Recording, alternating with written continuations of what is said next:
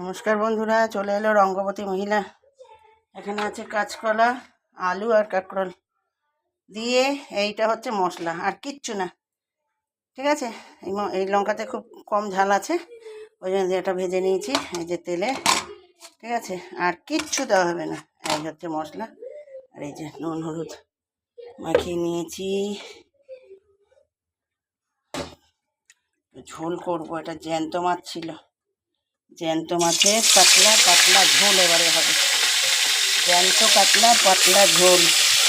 বাবারি, ঠিক আছে বন্ধুরা,